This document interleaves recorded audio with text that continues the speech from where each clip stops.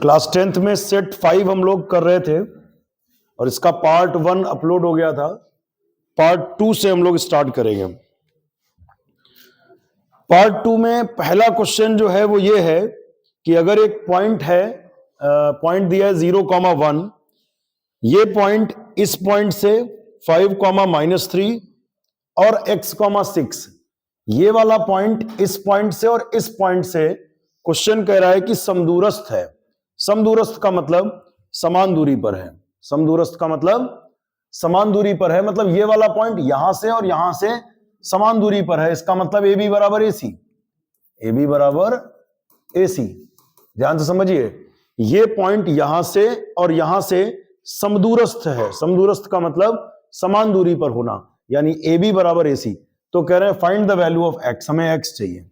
चलिए, A B बराबर क्या होगा, दो बिंदुओं के बीच की दूरी से अंडर रूट में 0-5 का होल स्क्वायर, 0-5 का होल स्क्वायर एंड 1-3। तो 1-3 यानी 1+3 का whole square. And what is A C? A C दो बिंदुओं के बीच की दूरी यानी 0-x का होल स्क्वायर, 0-x का होल स्क्वायर एंड 1-6 का होल स्क्वायर, 1-6 का होल स्क्वायर।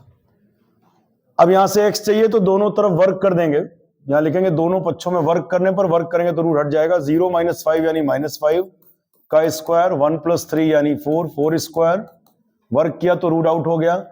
0-x यानी -x का वर्ग और 1 में से 6 जाएगा तो -5 का वर्ग। अच्छी बात यह कि दोनों ऐसे ही कैंसिल हो जा रहे हैं, हो जाएंगे। 4 का वर्ग हो जाएगा 16 और -x का वर्ग हो जाएगा x²।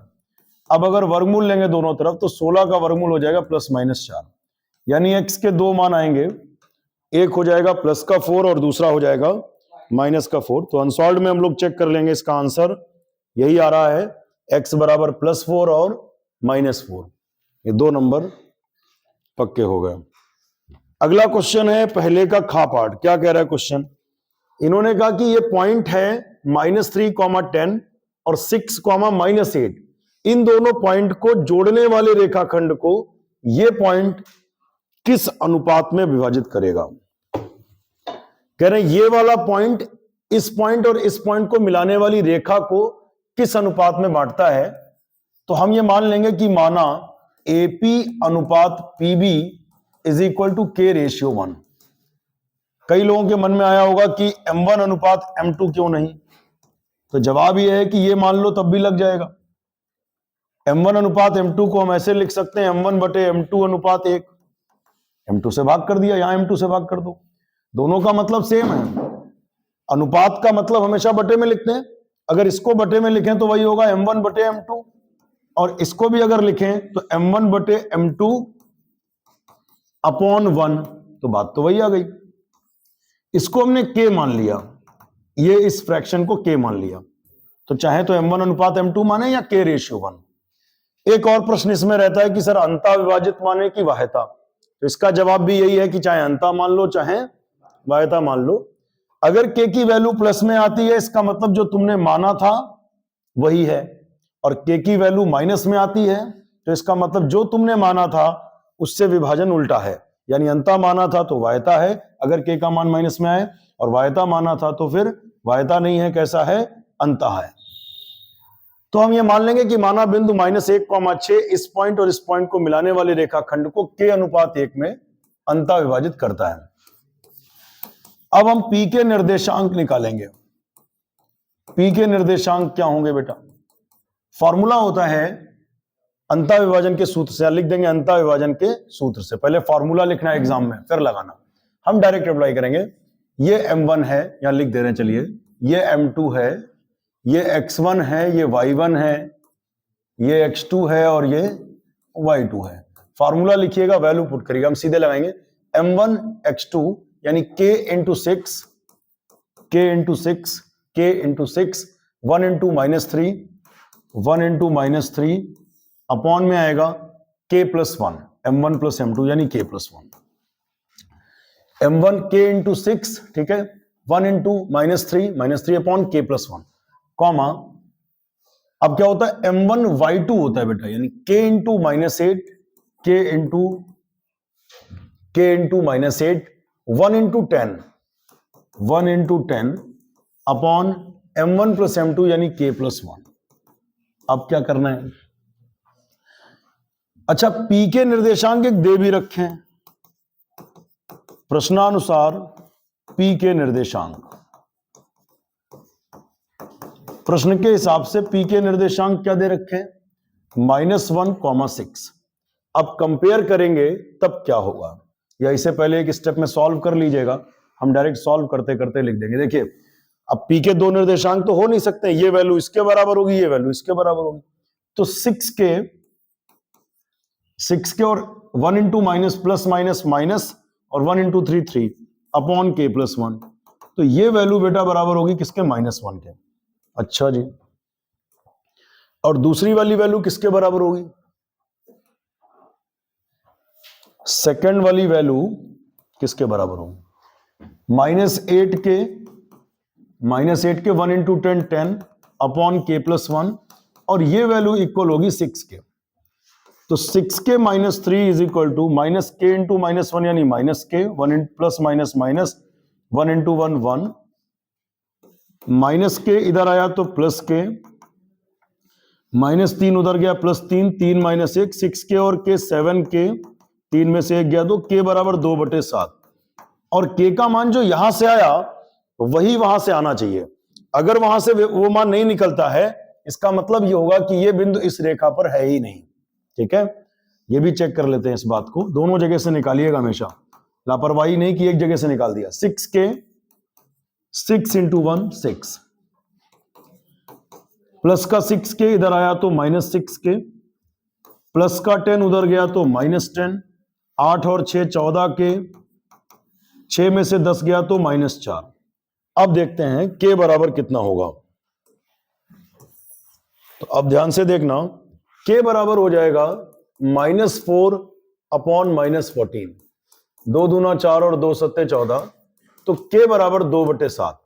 दोनों जगह से k की वैल्यू सेम आने का मतलब यह होता है कि तीनों बिंदु संरेख हैं। देखिए इसी सवाल से एक और सवाल सिद्ध करना सीख लो। कभी आपसे कहा जाए कि सिद्ध करो ये तीनों बिंदु संरेख हैं, एक तो आप दूरी वाले सूत्र से कर लेते हो, AP प्लस PB बराबर AB। दूसरा एक पहले होता था त्रिभुज का क्षेत्रफल वाला सूत्र, उससे करा जाता था। अगर कभी पेपर में आ जाए कि सिद्ध करो कि ये तीन बिंदु संरेख हैं और विभाजन सूत्र से सिद्ध करो, तब कैसे करोगे? तो ऐसे ही मान लोगे कि ये पॉइंट इसे k/1 में बांटता है और दोनों जगह से अगर k की वैल्यू सेम आएगी, इसका मतलब ये बिंदु इस रेखा पर है। और आप बताओ, अगर हम ये प्रूव कर रहे हैं कि कोई बिंदु है जो इस रेखा पर है, इन दोनों बिंदुओं को मिलाने वाली रेखा पर है, इसका मतलब तीनों बिंदु संरेख हैं। तो संरेख सिद्ध करने का भी ये मेथड है। खैर, यहां क्या चाहिए था? यहां चाहिए था अनुपात, AP अनुपात PB बराबर, हमने माना था k/1। k क्या है? 2/7 अनुपात 1। इसी को हम लिख सकते हैं 2:7। अनुपात में गुणा या भाग करी जा सकती है, 7 से गुणा करो, 7 7 कट गया, 7 एकम 7। अब आप चेक कर लो तो ये दोनों एक ही बातें लिखी, इसका मतलब भी 2/7 है। इसका मतलब क्या है? 2/7/1, और बटे 1 का कोई मतलब नहीं होता है। कौन सा विभाजन है ये? अंता है कि वायता है, ये कैसे पता चलेगा? आपने शुरू में अंता माना था, k का मान प्लस में आया, इसका मतलब अंता विभाजन ही है। लास्ट में लिख भी सकते हैं। और सपोज करो तुम अंता मानकर चले थे शुरू में और k का मान आता माइनस में, तो माइनस चिन्ह हम ड्रॉप कर देते, क्योंकि अनुपात कभी माइनस में नहीं रहेगा, दूरियों का अनुपात है। लेकिन यहां अंता की जगह पर क्या लिखा जाता? वायता विभाजन। ठीक है, ये क्वेश्चन कंप्लीट हुआ। अब हम इसका एक बार आंसर चेक कर ले। अनसॉल्व में भी आंसर यही दिया है, बिल्कुल सही आंसर आ रहा है। इसके बाद इसका गा पार्ट देखते हैं। गा पार्ट ट्रिग्नोमेट्री से है, LHS है, लेकिन RHS भी हमें नोट करनी पड़ेगी, तभी तो वैसा बनाया जाएगा। tan लाना है बेटा।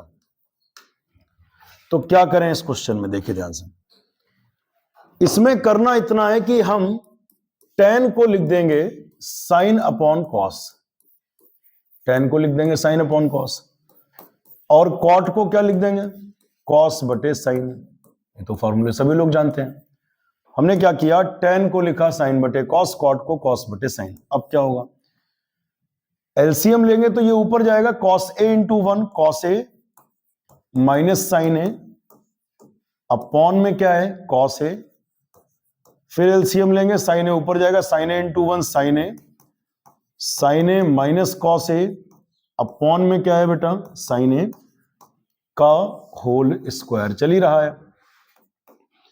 अब देखो क्या होगा, माइनस ऊपर से कॉमन ले लो, माइनस ऊपर से कॉमन लेंगे, चिन्ह बदलेगा। ये निगेटिव था साइन है तो ये पॉजिटिव हो गया, माइनस कॉमन या निगेटिव था तो पॉजिटिव हो गया, और माइनस कॉमन लेने पर माइनस वाला टर्म प्लस का हो जाता है, और प्लस वाला, ये क्यों लिया है शायद आप समझ गए होंगे।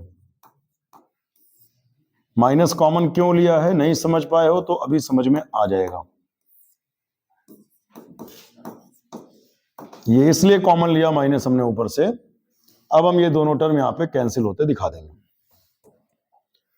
अब क्या करना है बेटा, नीचे वाली जो भिन्न होती है वो पलट जाती तो साइन ए पलट के ऊपर जाएगा, तो ये हो जाएगा माइनस का साइन ए अपॉन में है कॉस ए का होल स्क्वायर, साइन ए बटे कॉस ए ये हो जाएगा टेन ए माइनस टेन ए का होल स्क्वायर, माइनस का वर्ग प्लस हो जाएगा तो टेन स्क्वायर है। और चेक कर लो क्या यही क्वेश्चन की राइट हैंड साइड है, हाँ जी यही है। पहले का गा पार्ट कंप्लीट हो गया।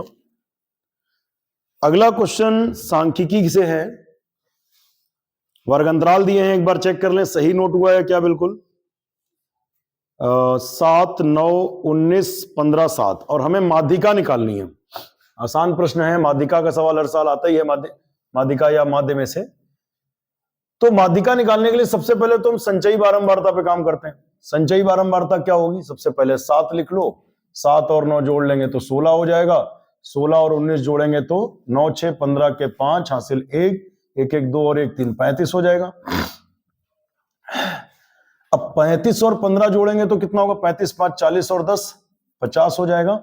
50 और 7 जोड़ेंगे तो 57 हो जाएगा। एक बार इसको फिर से जोड़ते हैं, दोबारा ऐसे जोड़ लेते हैं, यही आए तो मामला ठीक है। तो 9, 7 नीचे से जोड़िए, 7, 5, 12, 12 और 9, 12 और 9 कितना हो जाएगा 21, 21 और 9 30, 30 और 7 37, 37 के 7 हासिल लगे 3, 3, 1, 4, 1, 5 आता यही है, लेकिन दोबारा जोड़ने से क्रॉस चेक हो जाता है, अगर कहीं कोई मिस्टेक हुआ होगा तो पता चल जाता है। अब क्या करा जाए भाई, 57 हो गया है। तो अब हमें माध्यक वर्ग पता करने के लिए, ये चूंकि विषम संख्या है तो 57 में आप 1 जोड़ दो, 57 प्लस 1 बटे 2, 57 और 1 कितना होता है 58 बटे 2, काटो 2 से, 2 दूना 4, 1 5, 1 बचा, 2 ने 18। पता ये करना होगा 29वां पद किस अंतराल में आएगा। तो बेटा पहले से 7वें पद तक यहां आएगा, 8वें पद से 16वें पद तक यहां आएगा। 16वें पद तक की कहानी में 29वां आता नहीं है, लेकिन बेटा इस अंतराल की कहानी समझ लो, यहां कौन आ रहा है, ये लिखने की जरूरत नहीं है, समझाने के लिखते हैं। 17वें पद से 35वें पद तक ये वाला चल रहा है, और 17वें पद से 35वें पद के बीच में 29वां पद भी आ ही जाएगा। 18वां, 19वां, 20वां है ना, 25वां, 27वां, 28वां, 29वां इसी में आएगा। यानी ये माध्यक वर्ग है, ऐसे भी बनाने की जरूरत नहीं डिजाइन। तो लिखेंगे अतः माध्यक वर्ग 20 से 30 है। माध्यक वर्ग क्या है 20 to 30 है। अच्छा जी, माध्यक वर्ग आ गया। अब क्या करना है, माध्यक का फॉर्मूला पता होना चाहिए। तो माध्यक के फॉर्मूले में क्या क्या चीजें आ जाती हैं। माध्यक के फॉर्मूले में L आता है, N आता है, CF आता है, F आता है और H आता है।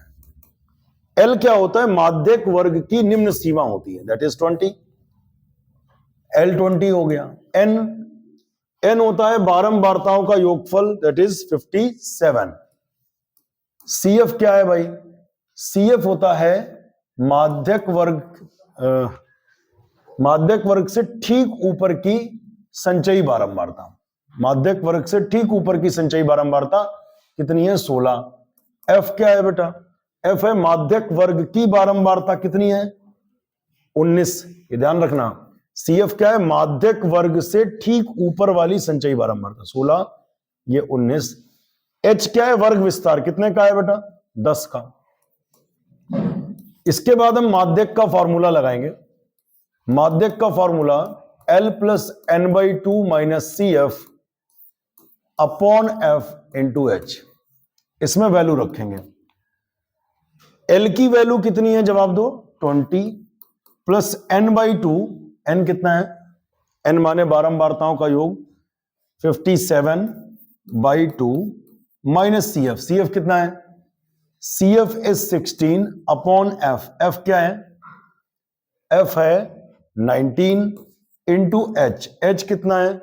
वर्ग विस्तार 10-10 का है, तो यहां पर 10 आ गया। 20 प्लस, अब इसे डिवाइड कर दिया जाए, हमको लग रहा है 2 से काटिए, 2 दूना 4, 1 5, 1 बचा 17, तो 2 अट्ठे 16, 1 17, 2 पंचे 10, 28.5 आया है ना। 56 का आधा 28 होता तो 28.5 आ गया। 28.5 में 16 घटा दो, कितना आएगा? तो 0.5 तो ऐसे ही लिख दो, मिल गया। 28 में 16 घटाना है, 8 में से 6 जाएगा तो 2, और 2 में से 1 जाएगा 1, यानी 12.5। ठीक है। अब इनटू में क्या चल रहा है? 10, अपॉन में क्या है? 19। 20 प्लस 125 एकम 125 और 1 0 आएगा, 1 अंक बाद दशमलव लगेगा, भाग 19। फाइनली हमें 125 को भाग करना है 19 से, तो डिवाइड कर लेते हैं। 125 को डिवाइड कर देंगे 19 से, 3 डिजिट तक, 125 डिवाइडेड बाई 19, तो ये आ जाएगा 6.578 अप्रोक्सीमेटली। 3 डिजिट तक हम ले लें, 4 तक भी लेंगे तो यहां पे 8 आ जाएगा, 9 आ जाएगा,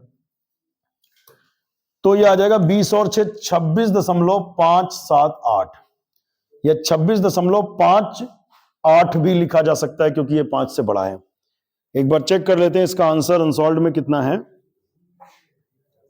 पहले का घा पार्ट है तो 26.57, हालांकि 5-7 भी ठीक है।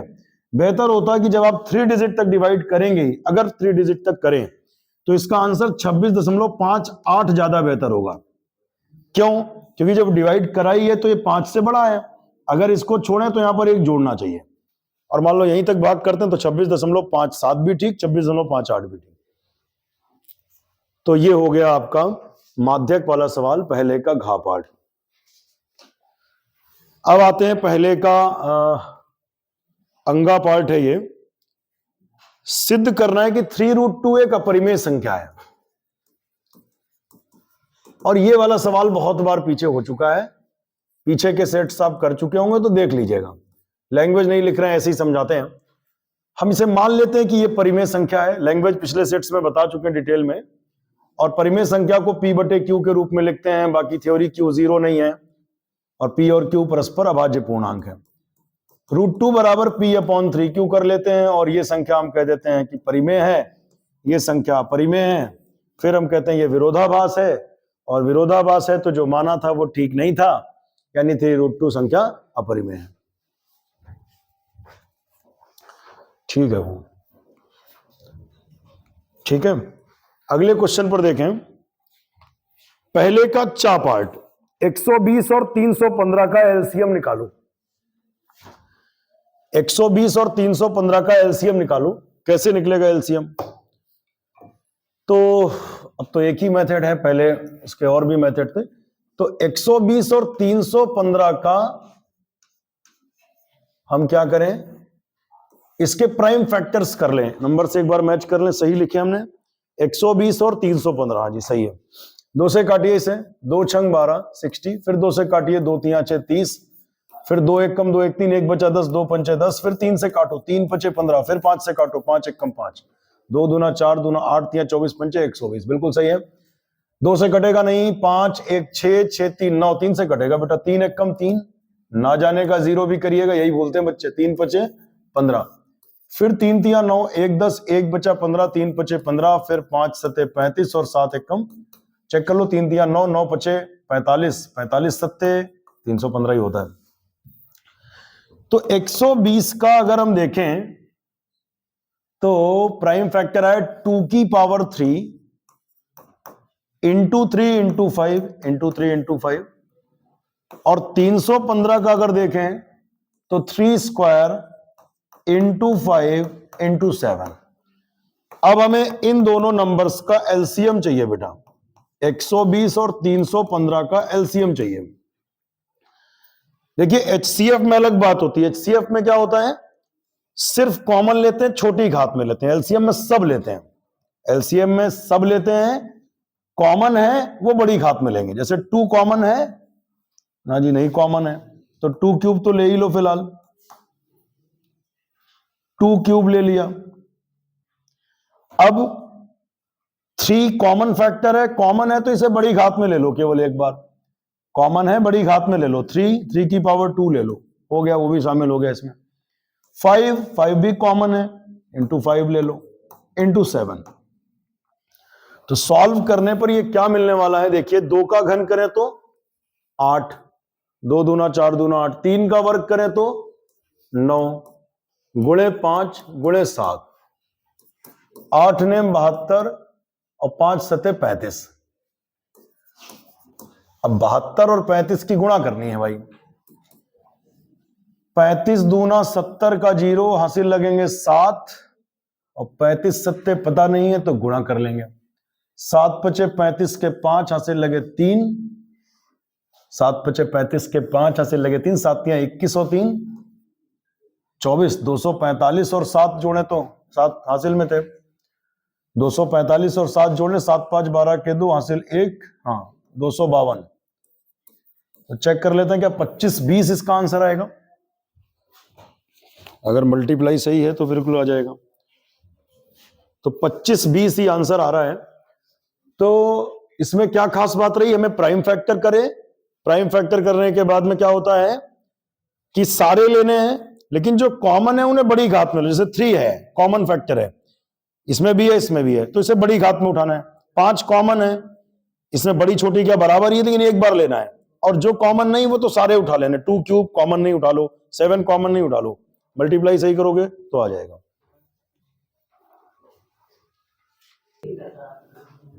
देखिए क्वेश्चन नंबर 2 का पार्ट नंबर का है, इसमें हमें निकालना बहुलक। तो बहुलक निकालने में सबसे महत्वपूर्ण बात है कि बहुलक का सूत्र याद हो। जब सूत्र ही याद नहीं होगा तो कैसे करोगे। और 4 नंबर का अगर ये सवाल है, सूत्र सही लिख गए, आंसर नहीं आया तो भी 2 नंबर तो पक्के मान लीजिए। तो यानी अगर आपसे कैलकुलेशन आपकी कमजोर है, कैलकुलेशन आपकी कमजोर है, तो आप कम से कम सूत्र ही याद कर लो, सवाल तो आएगा ही एक, सूत्र भी लिखा होगा तो भी नंबर मिलेगा। L plus F1 minus F0 upon 2F1 minus F0 minus F2 into H। और इन्हें पहचानना सीख लो। L क्या होता है, बहुलक वर्ग की निम्न सीमा। L क्या होता है, बहुलक वर्ग की निम्न सीमा। बहुलक वर्ग क्या होता है, जिसकी बारंबारता सबसे ज्यादा वो बहुलक है। तो इसमें अगर देखें सबसे बड़ी बारंबारता कौन सी है, 21। 21 से बड़ा कोई नहीं, ये 1 नंबर की बारंबारता है बेटा, इसे F1 कहते हैं। इससे जस्ट ऊपर वाली F0 होती है, इसके जस्ट बाद वाली F2 होती है। तो यहां लिख देना, सबसे पहले थ्योरी में क्या लिखोगे, लिखोगे चूंकि बारंबारता 18 सर्वाधिक है, सबसे अधिक है, सॉरी चूंकि बारंबारता 21 सर्वाधिक है, इसलिए बहुलक वर्ग 30 से 40 होगा, बहुलक वर्ग 30 to 40 होगा, 30 से 40 होगा। अच्छा, बहुलक वर्ग की निम्न सीमा, ये बहुलक वर्ग है, इसकी निम्न सीमा को हम लोग L से लिखते हैं, तो L बराबर 30। इसकी बारंबारता F1, F1 यहां लिख लेना, F0 लिख लेना, F2 लिख लेना, फिर सूत्र में मान रखना। तो हम डायरेक्ट यहीं पर मान ही रखेंगे। L की वैल्यू कितनी है, L की वैल्यू है 30 प्लस F1 की वैल्यू 21, F0 की value 18, 2F1, F1 is 21 and F0 is 18 and F2 is 15 into H, H माने होता वर्ग विस्तार, तो वो 10-10 का है। आगे बढ़ेंगे, 21 में से 18 जाएंगे तो 3 बचेंगे।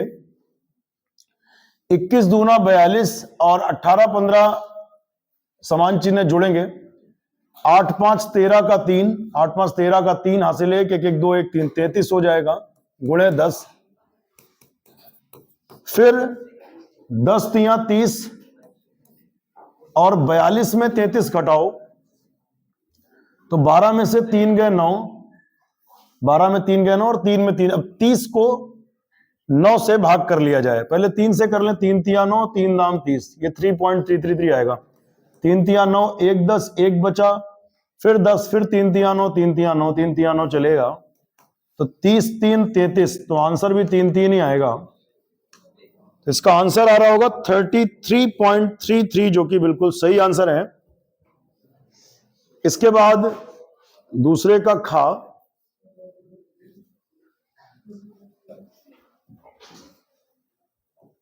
अच्छा दूसरे का खा देखिए, ये वृत्त का क्वेश्चन है, 4 नंबर में आया। थ्योरम थी वृत्त में कि सिद्ध करो कि वाह्य बिंदु से वृत्त पर खींची गई स्पर्शियां बराबर होती हैं। तो सबसे पहले थ्योरम का फॉर्मेट कैसे होता है, हम लोग सबसे पहले लिखते हैं दिया है, या लिखोगे ज्ञात है। ज्ञात है में हम लिख देंगे वृत्त का केंद्र O है और वाह्य बिंदु P से वृत्त पर खींची गई स्पर्शियां PA तथा PB हैं। या लिखेंगे वृत्त का केंद्र O है तथा वाह्य बिंदु P से वृत्त पर खींची गई स्पर्शियां PA और PB हैं। ठीक है जी, दिया है में हमने लिख दिया वृत्त का केंद्र O है और वाह्य बिंदु P से वृत्त पर खींची गई स्पर्शियां PA और PB हैं। क्वेश्चन पढ़िए, वाह्य बिंदु से वृत्त पर खींची गई स्पर्शियां बराबर होती है, ये हमें प्रूव करना है। तो अगली हेडिंग क्या पड़ेगी, सिद्ध करना है। सिद्ध करना है हमें क्या सिद्ध करना है कि वाह्य बिंदु से वृत्त पर खींची गई स्पर्शियां बराबर होती हैं, यानी सिद्ध करना है PA बराबर PB, PA बराबर PB।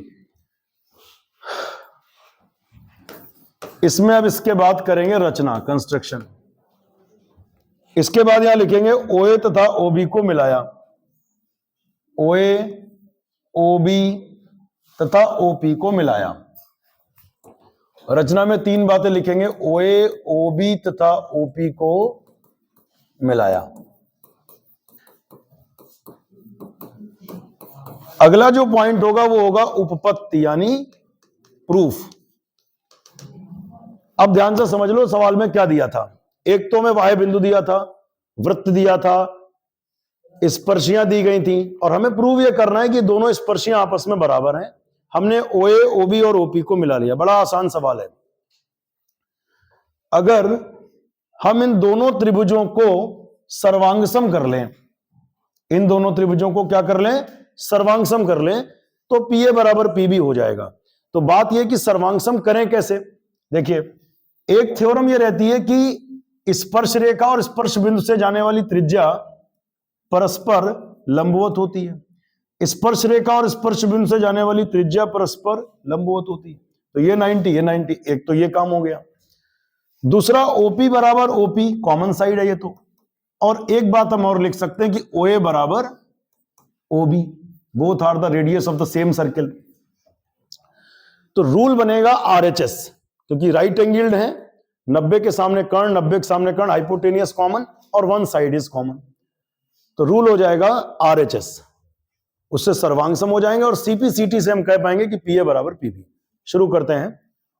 सबसे पहले लिखेंगे त्रिभुज OAP तथा त्रिभुज OBP में, तो इनको सर्वांगसम करेंगे और यहां लिखेंगे OAP बराबर OBP, OAP बराबर OBP।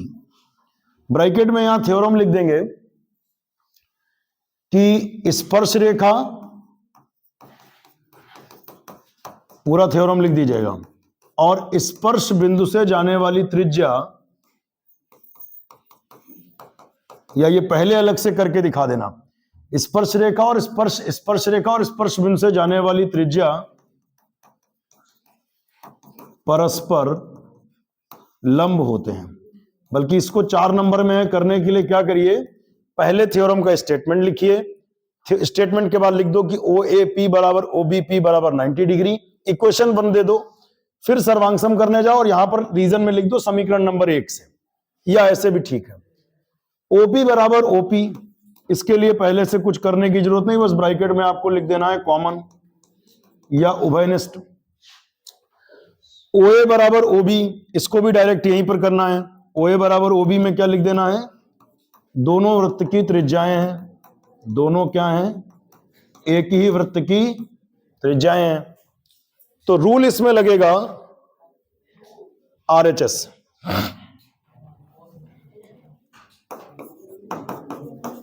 RHS सर्वांग समता नियम से,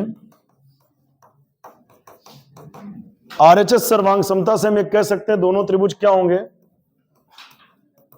त्रिभुज OAP सर्वांगसम होगा त्रिभुज OBP के, और सर्वांगसम त्रिभुज, यहां लिखना, सर्वांगसम त्रिभुजों के संगत अवयव बराबर होते हैं, यानी PA बराबर PB, PA बराबर, या ब्रैकेट में सिर्फ इतना लिख दो CPCT, तो भी काम चल जाएगा।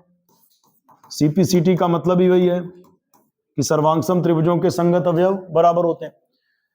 लास्ट में लिख देना था, सिद्ध होता है कि वाह्य बिंदु से वृत्त पर खींची गई स्पर्शियां बराबर होती हैं।